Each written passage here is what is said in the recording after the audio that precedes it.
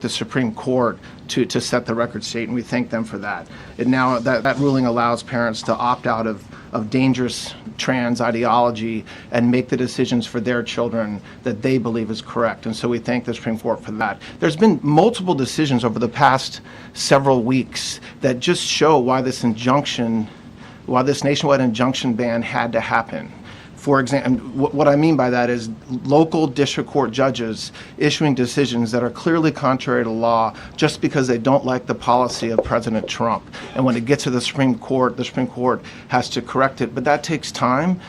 The Attorney General thanked our lawyers, and I'll do it again. The lawyers are working 24 hours a day, 7 days a week to fight these injunctions and to emergency appeals, emergency stays, going back to the district court judge, asking them to change their view. And so their hard work is really paying off today, but over the past few weeks. We had a stay of an order that prevented DHS from moving aliens to a third country. We had a stay of an order that stopped the Department of Defense from implementing military readiness, the EO that President Trump signed. We had another stay of an order forcing reinstatement of fired executive branch employees entirely within the President and Article 2, his right to do. We had a stay of, as you all know, of numerous DOJ cases. And again, every one of those stays requires a tremendous amount of work and effort by the lawyers and the parties involved, and they should be doing other work. They should be doing the work that the President and this administration demands and has a right to demand, and not fighting these local judges who don't make decisions based on the law. They make decisions because they just simply don't agree with the administration's decision about a policy, and that's wrong. Thank you. Any questions? Yes, for Pam, please. Go ahead. Sure. Thank you, Madam Attorney General. So as you know, the Supreme Court did not rule on the underlying constitutionality of the President's Birthright citizenship order. So what is the plan now? Are you going to try to implement the EO just in states where there isn't a legal challenge? Yes, so birthright citizenship will be decided in October in the next session by the Supreme Court, unless it comes down in the next few minutes. I guess it could come down. I think they're still deliberating right now on some cases. As you heard, we just got transgender books, which is a huge win.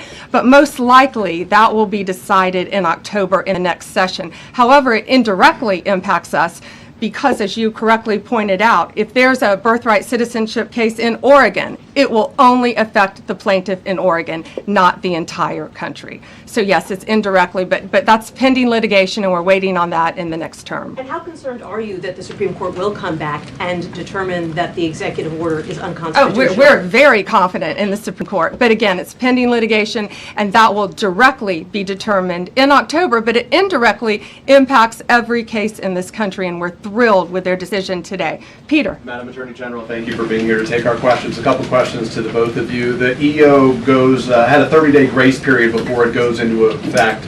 Is there any thought about trying to make it effective immediately within that period of time? We're going to follow the law. We're going to make those decisions, and we're going to do what's right in the bounds of the law. And the DOJ didn't ask the justices to rule on the merits of the birthright citizenship ban. Just for explanation purposes, why? Sure, because that's going to come down in October in the separate. This was huge because it's indirectly impacted today. As I said, it's case by case. Let me reiterate, of the 35 of the 40 nationwide injunctions filed against this president, against his executive authority as President of the United States, 35 of them came from Maryland, D.C., Massachusetts, California, Washington. I mean, that's crazy. These 5 districts. So yes, it indirectly impacts us. It will be a separate decision in October. Next question. Thank you, Mr. President. A question for you, sir. Do you believe this ends the power of the lower court judges to stop your agenda? Do you see this as a full green light for your agenda going forward? Well, you'd have to really speak to the lawyers about that, but this is really also a decision based on common sense. It didn't work the other way. It was a disaster where somebody from a certain location in a very liberal state, or a liberal judge, or a liberal group of judges could tie up a whole country for years, because their decision would sometimes take years to overturn. We've overturned many of the decisions, but it would take years to do it. And we have to act quickly. When it comes to illegal immigration, we have murderers, killers, we have drug dealers, we have what they've allowed to come into our country should never be forgotten. It should never be forgotten what they've done to our country. And we have to be able to act very quickly, and we're going to do that. Thank And you. then Justice Amy Coney Barrett, sir, I know that you praised her and her opinion here in this case. She has taken some heat, though, from some of your supporters who have labeled her weak, a squishy, a rattled law professor. What is your take on that? I don't Do you know think about that. I just have great respect for her. I always have. And her decision was brilliantly written today, from all accounts. Yeah. Transgender ruling. Mr. President, what would you say to Americans who fear that this is more and more concentration of power in the White House and the executive? Well, this really brings back the Constitution. This is what it's all about. And this is really the opposite of that. I mean, the question is fine, but it's the opposite. The Constitution has been brought back. Thank you so much, President Trump. Illegal crossings in the border are 0 now. 0. Does everyone hear that? 0. Trump 2028. Do you intend, President Trump, Who's that guy? I like him.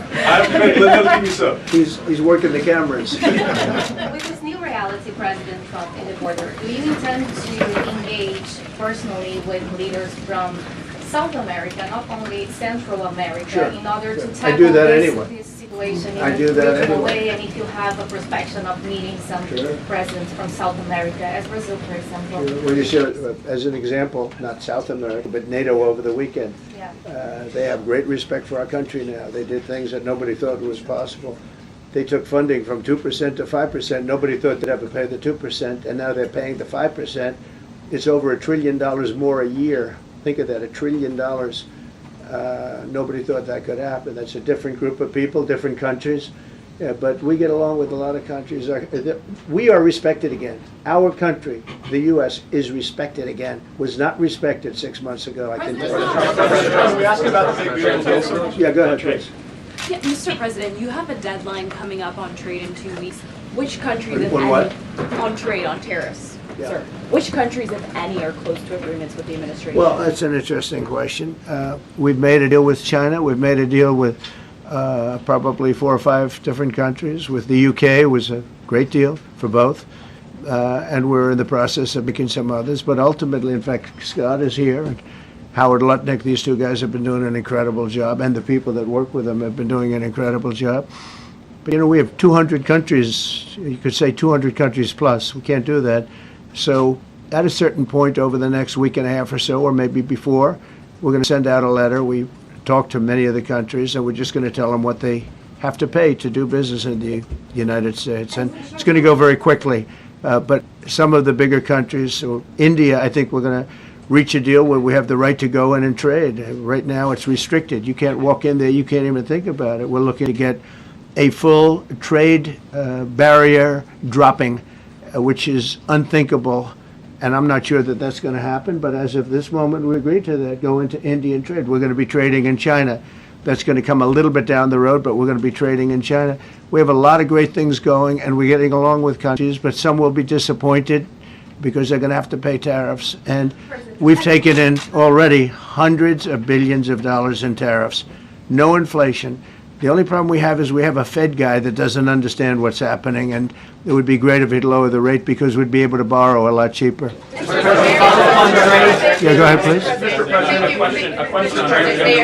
Why don't we keep it on this subject? This is such a big subject. You know what? Trade is so big, but this, I don't know, in a certain way, this might be bigger than trade. I think this is bigger than trade. Yes, please, go I ahead. was wondering, though, if you could. Go ahead. Sir, on the transgender ruling, the Supreme Court ruling that parents with religious objections can pull their kids out of public school lessons that use LGBTQ materials.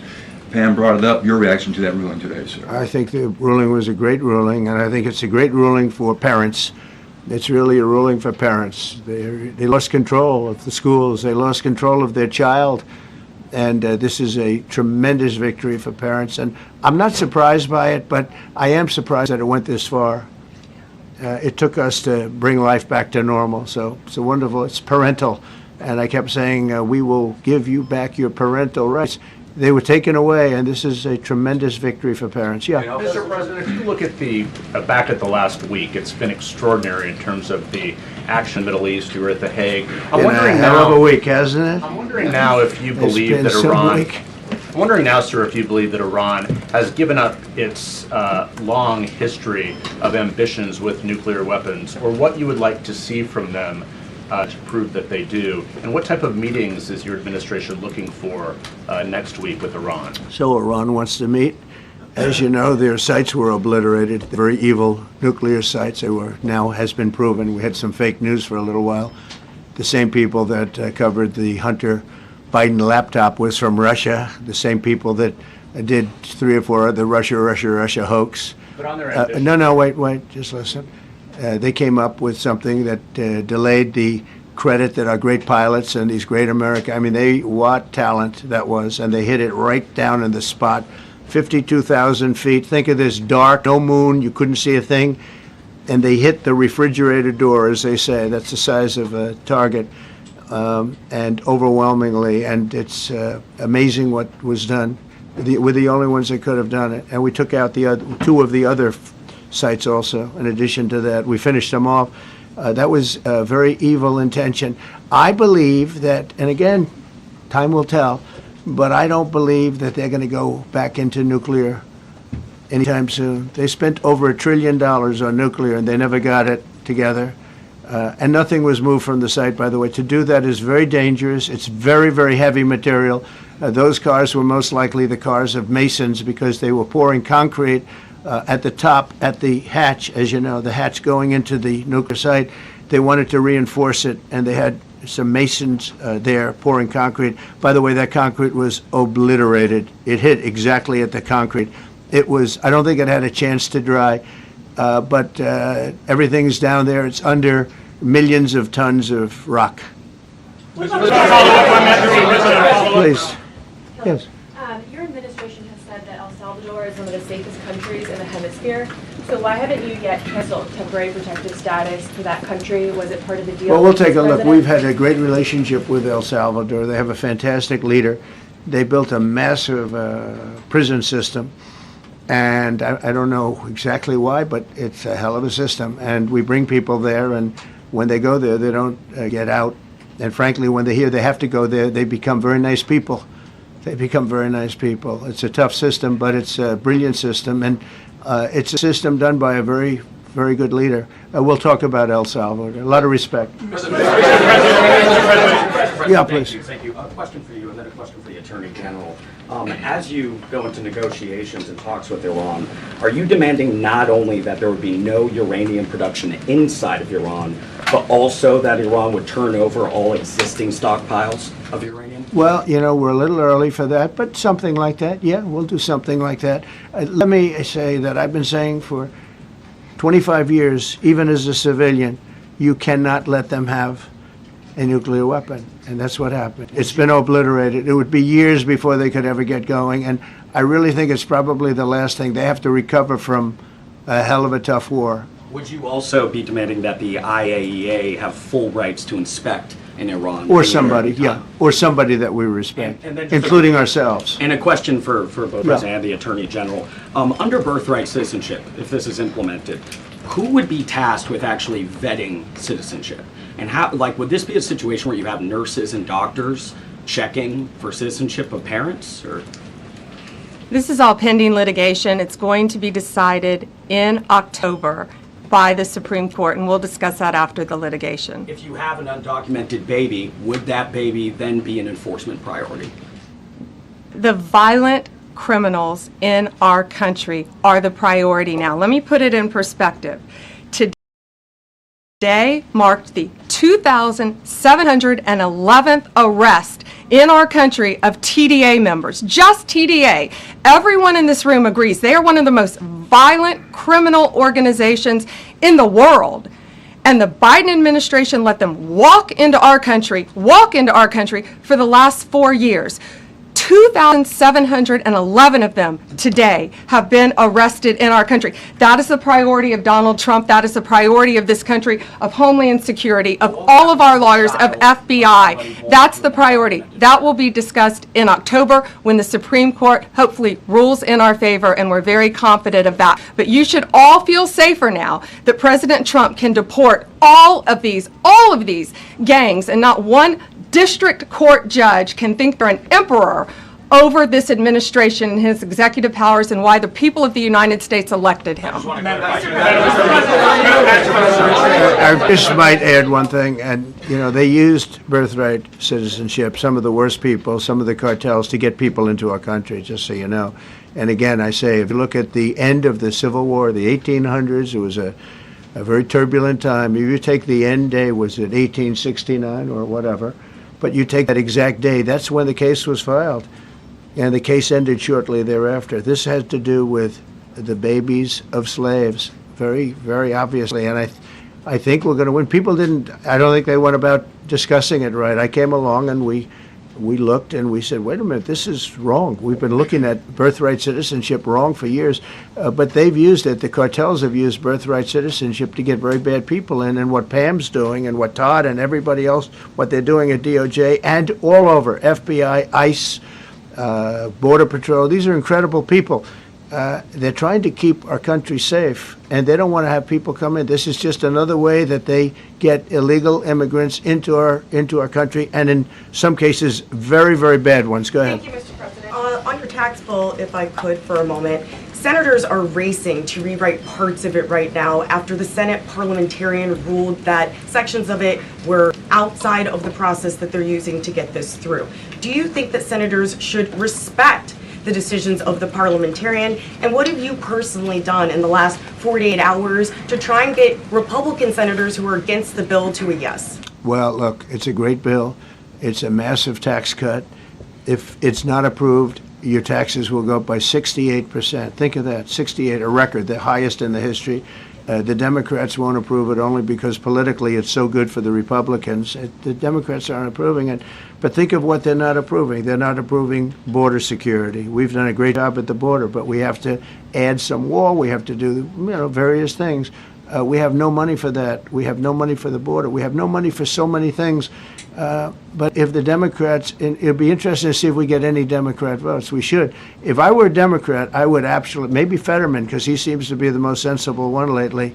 If I were a Democrat, I would vote for this bill all day long because it's tax cuts and so many other things that are common sense. They're basic things. I think they're doing fine. The parliamentarian's been a little difficult. And I would say that I disagree with the parliamentarian on some things, and on other ways he's been fine. But we'll have to see. It's a big issue. I will tell you this: if that bill doesn't pass, the country will get a 68% tax increase. So think of this: you're a Democrat and you vote against it. That means you're voting in favor, because essentially you're voting in favor of the largest tax hike in the history of our country.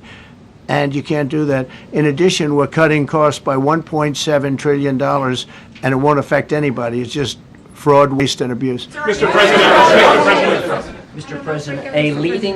President, a leading global economist just did a 180 and says your tariff plan, you may have outsmarted everybody with it. What is your message? I love this. I love this question. This is the favorite. This is the best question I've ever been asked, because I've been going through abuse for years on this. Because as you know, we're taking in hundreds of billions of dollars, no inflation whatsoever.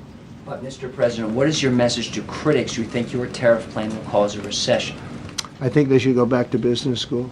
It's so obvious. It's so obvious. I mean, we're taking in billions and billions of dollars from China and a lot of other countries. We took in, I had a call from somebody in the House and a high official. Sir, we have a problem. We don't know what to do. The books are a mess. I said, what do you mean by the books? The books, the money coming in. It's so terrible. I figured, oh boy, what's this? I don't like this question. I said, so what seems?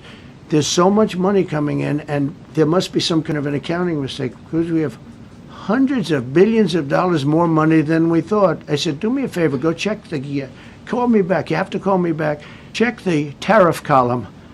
Calls me back 2 hours later, says, "You're right. We took in $88 billion in tariffs." They have so much money coming in. But more important than the money coming in, we have companies coming in, factories coming in, auto plants being built. AI is being built here instead of being built all over Europe and Asia. We have all of it. We have over $15 trillion, just about, Scott. I think we're right about that number. We went to Saudi Arabia. We went to Qatar. We went to UAE. Very smart people, very smart leaders, great leaders. And we took in $5.1 trillion just there.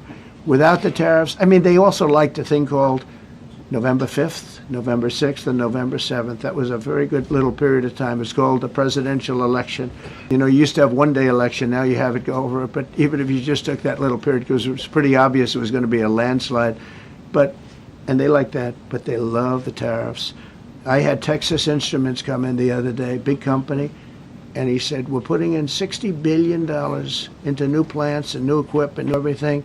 Sir, you're going to keep the tariffs, aren't you? Because if I ever took the tariffs off," and we are going to absolutely keep it. And they're worried that somebody that, like this communist from New York, someday gets elected. I can't believe that's happening. That's a terrible thing for our country, by the way.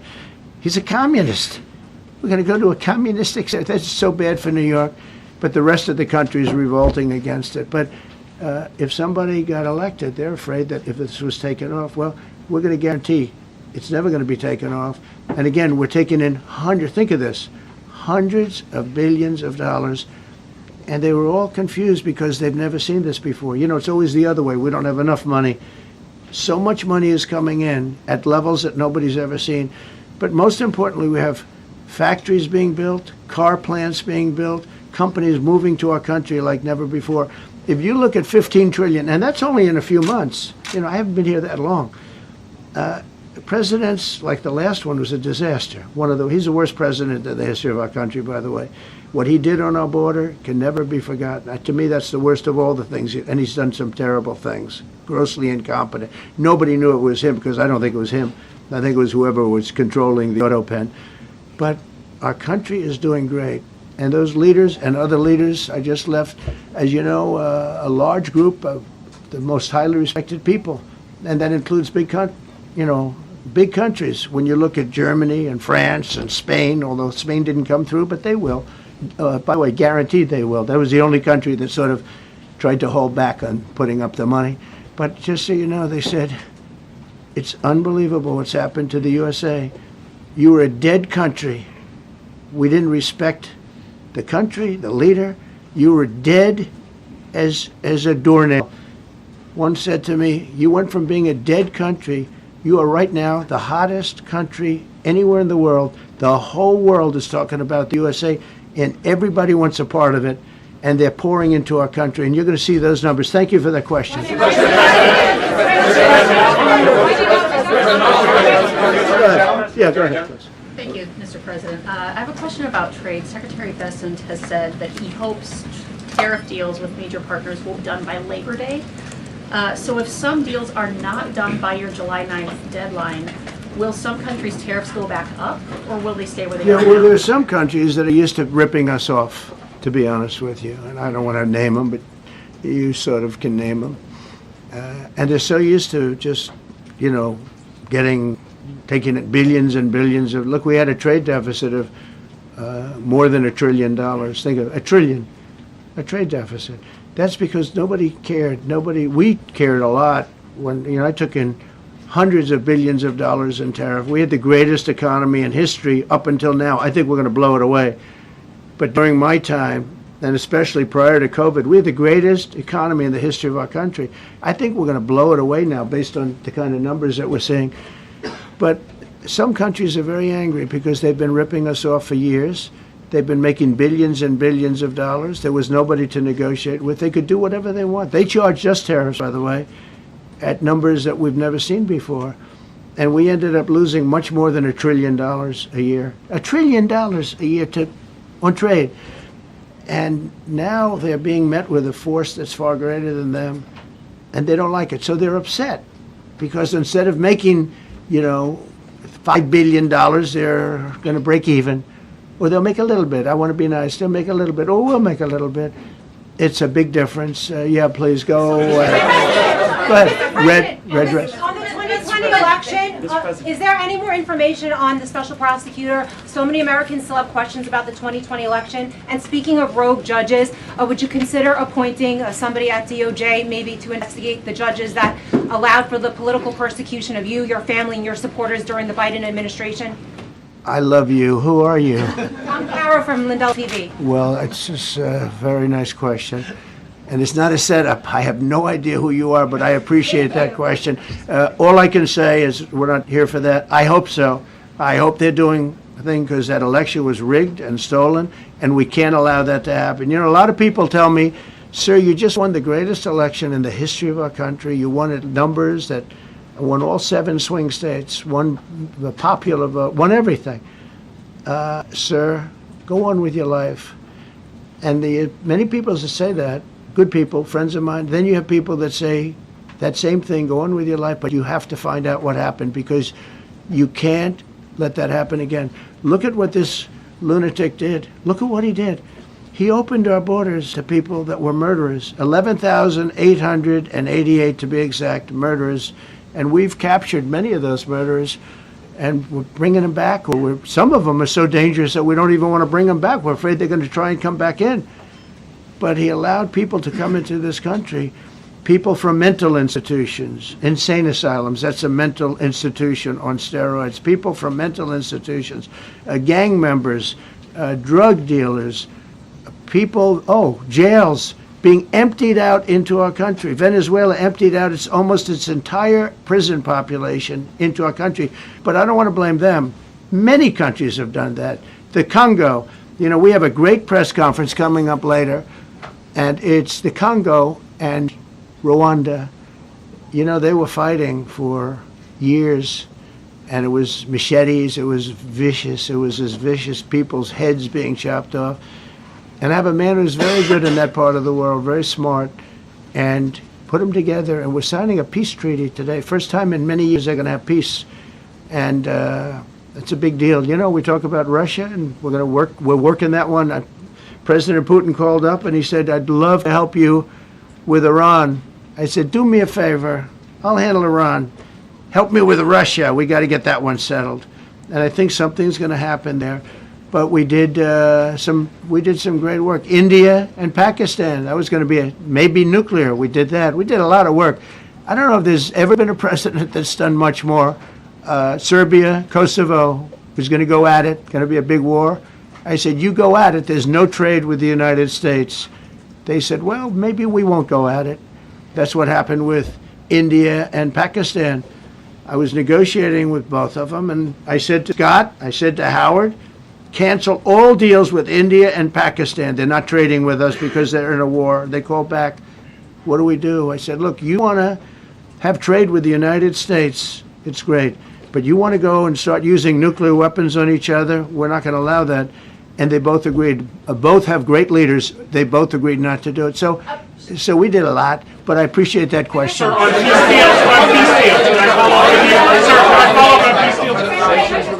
Thank you so much. Thank you, Mr. Orange. President. Thank you, Mr. President.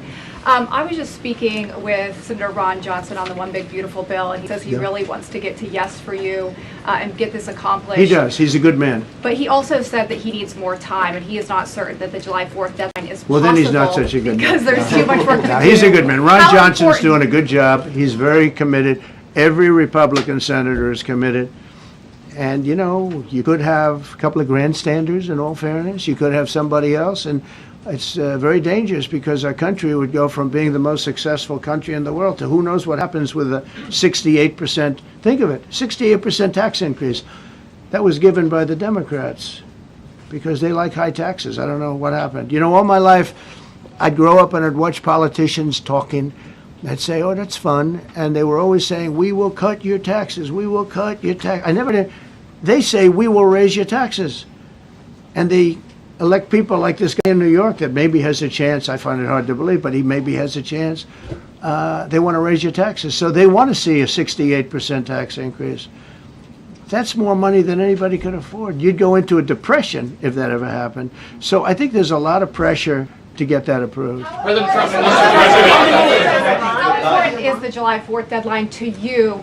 if the It's default important. It's not deadline's the not end till all. August? We can go longer, but we'd like to get it done by that time, if possible. And look, we have a lot of very committed people, and they feel very strongly about a subjects that you're not even thinking about, that are important to Republicans. The problem we have is that it's a great bill.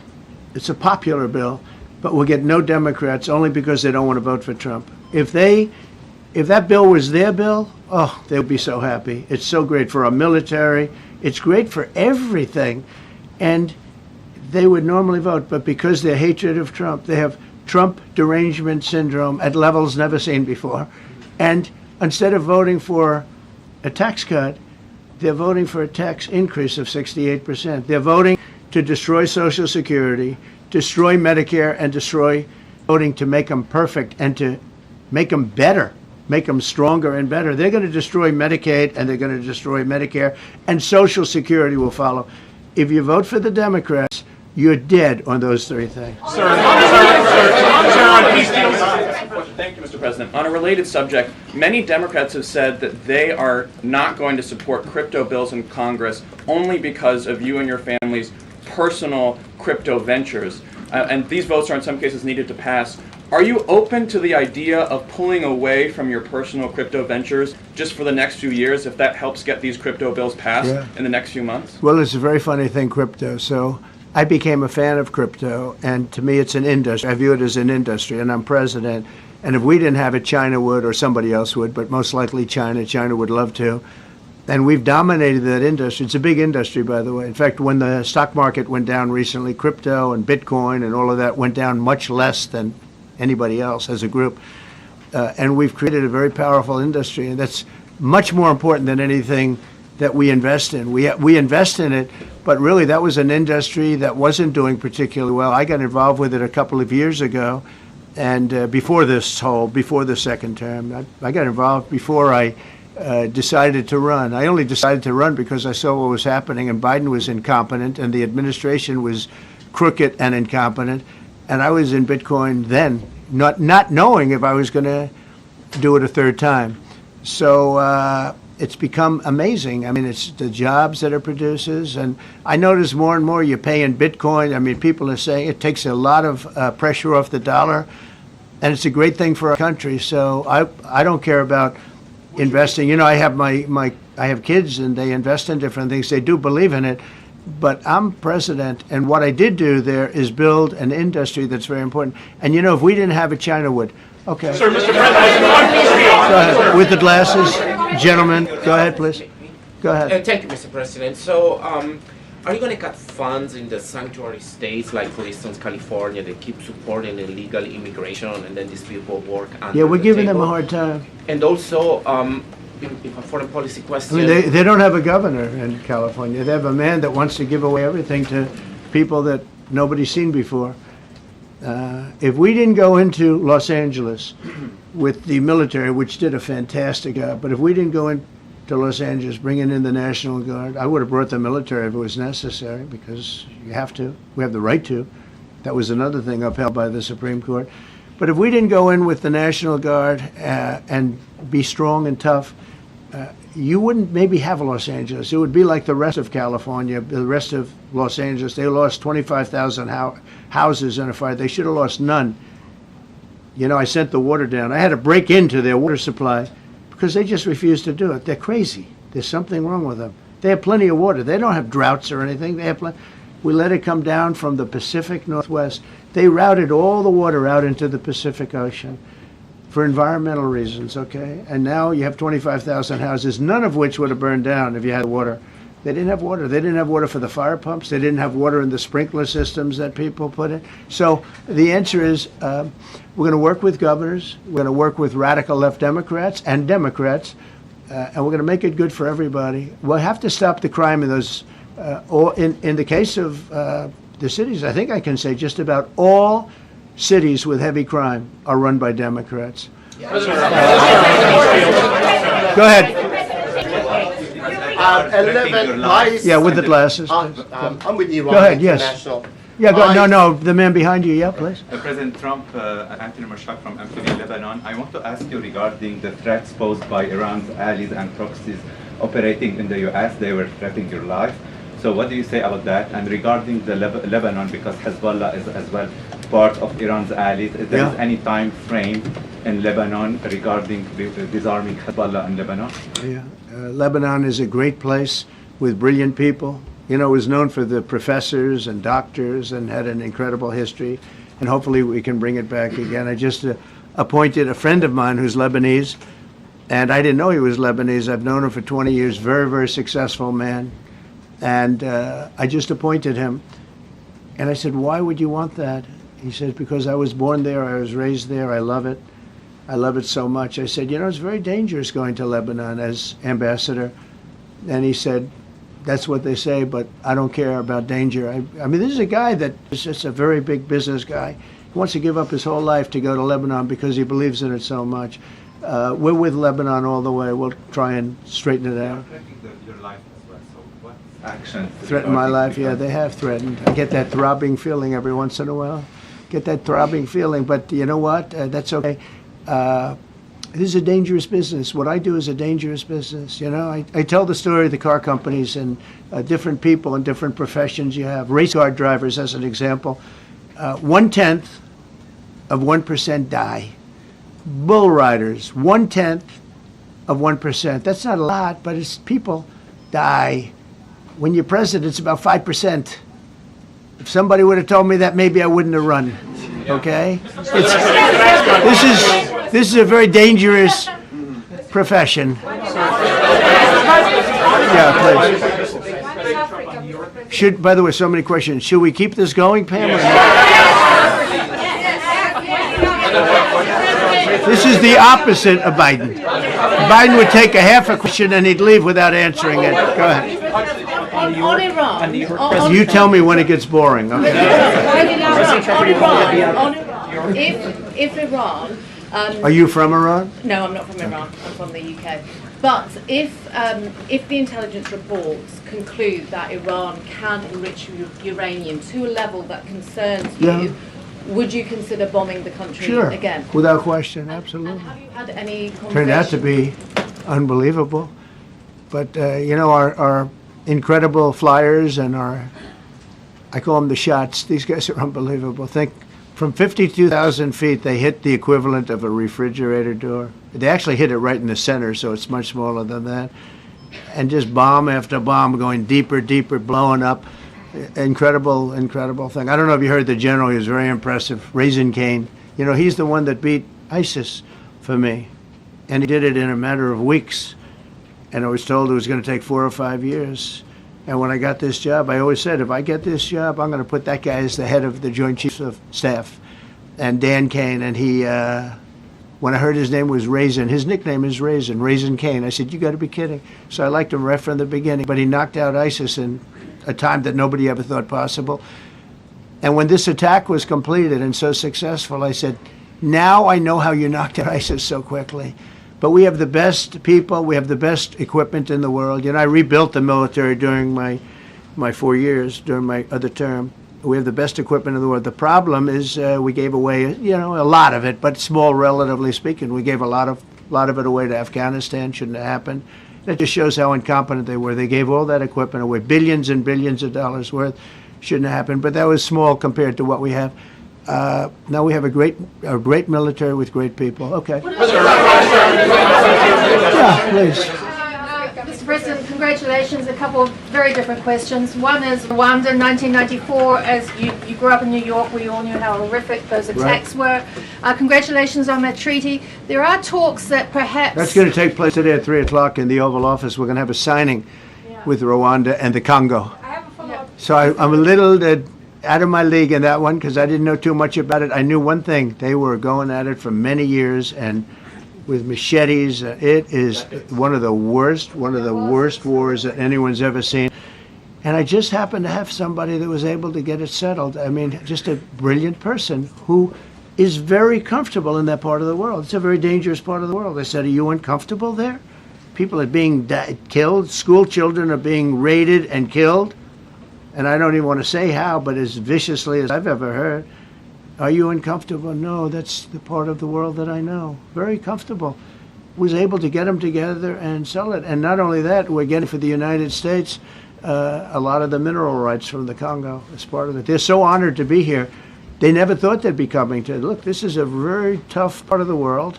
They never thought, they were just telling me, they never thought they'd ever be coming to the White House, and they're so honored. And so we're going to give them a great big reception. But that's after many years of fighting. It's a great thing. That's at 3 o'clock, I believe. Sir, are you concerned at all about secret nuclear sites in Iran? You talked about maybe just Secret nuclear site? Yes, that there might be some of Not those really. Can I tell you? They're exhausted. And Israel's exhausted too. And I dealt with both of them. And they both wanted it settled, both of them. And we did a great job, but they're exhausted.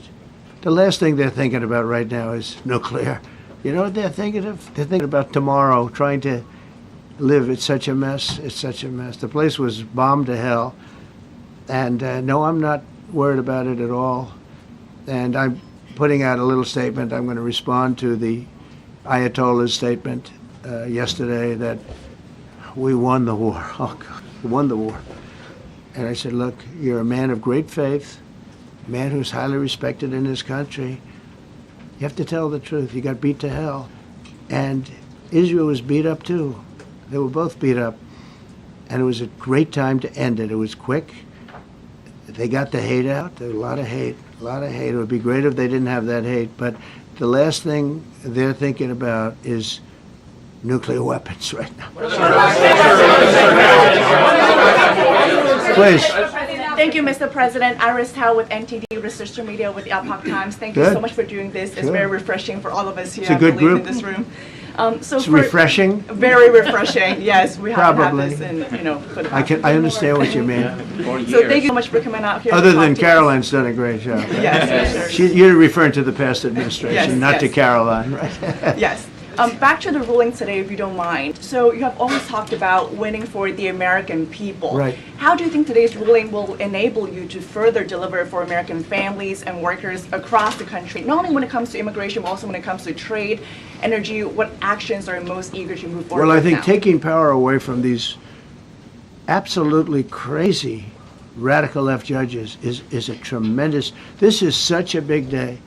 This is such a big day. It's like, it's sort of sad because we're doing the signing at 3 o'clock, and this may very well dominate the signing of a big war that was going on and really affecting the continent of, think of it, the entire continent of Africa was being affected. And we're settling that war today, and this will probably be a headline. But this is a very big moment, and it gives power back to people that should have it, including Congress, including the presidency. And it only takes bad power away from judges. It really doesn't take power. It takes bad power, sick power, and unfair power.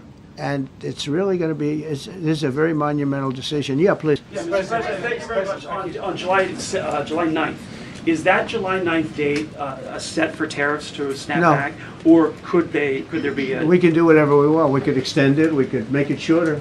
I'd like to make it shorter. I'd like to just send letters out to everybody. Congratulations, you're paying 25%. He doesn't want. He's a much nicer person than I am. Go ahead. You finish it up. Who are you considering for the Federal Reserve then? And are you speeding up that process? I see Secretary... Oh, he's terrible. He's terrible. I mean, I have a list of things. We're like 38 on the list. We pay, Cameroon and different places are paying the same as us. Because, you have somebody sets a rate at 4% or 4.5%. It's hard to go out and say we should be paying 1% when you have your so-called experts doing that. And the sad part is, as per the question that you asked about tariffs, we've had the tariffs and we have less inflation than we had before. What we have is a hell of a lot more money, a hell of a lot more income, and we shouldn't be paying a rate like that. In other words, when we pay a rate, I'll tell you, each point is the equivalent of $300 billion. So if we had it down 3 points, because I think we should be at 1, you have Switzerland is at 0.25. In other words, 25% of 1%. And they're the number 1 right now. But we should be the number 1. And soon you're going to have, I think, you're going to have where the people will pay will pay, like we had a few years ago, where you put up money, you loan money, And I mean, you actually, instead of paying, you get paid. I love that. I don't know if it's any good, but I love it, where you put up money and you get paid. But we should be in a category, so we should be at the top of the list, not toward the bottom of the list. But we have a man who's not a smart man, and he probably has Trump derangement syndrome. And he's just not a smart person. What he's doing, though, he's hurting us for years to come. Because if we borrow money at 2 points higher than we should be paying, that's $600 billion. Wouldn't you say those numbers are about right, Scott? So it's 2 points would be about 600, actually more than that, but about $600 billion, all because the guy doesn't want to lower the rates. He is doing the service, a very disservice. And then he goes up and talks about, I'd like to see costs come down. You know, he gets up and he does his little thing for 5 minutes, and he goes out and he goes back to the beach. He goes, I'd like to see costs come down. Well, he could lower the interest cost by $900 billion a year. All he has to do is lower rates. And everybody's saying, I was watching some of the business shows today, and they're saying, you know, Trump's right. He should really be cutting. The country's doing well. We have no inflation. Now, despite him, we're doing great. But if we got the rates down, we would be a rocket ship. So I think that'll be it. And I just want to thank everybody. This is a really big day. We've had a big week. You know, we've had a big week. We've had a lot of victories this week. NATO was a tremendous victory. The war was a tremendous. Look, we were talking about this for 30 years, about Iran being nuclear. And all I said is it will not be nuclear, and it's not going to be nuclear. And, you know, I want to give credit to a lot of people, and most importantly to our great military. Boy, they put out that fire. Once that happened, once those bombs got dropped, that war was over. That war was over. But I just want to compliment them. Incredible. The general and all of his generals. Pete Hegseth was great. They were all, and now I want to compliment Pam. A lot of genius went into this. You know, people, if you don't say it exactly right, if the Supreme Court doesn't get it because it's incorrectly spoken about, and that happens. A lot of cases are lost because they don't say the right words. But I want to correct. She's going to go down as a great attorney general. I may change my mind about that. I don't know. Maybe someday I'll call and say I was only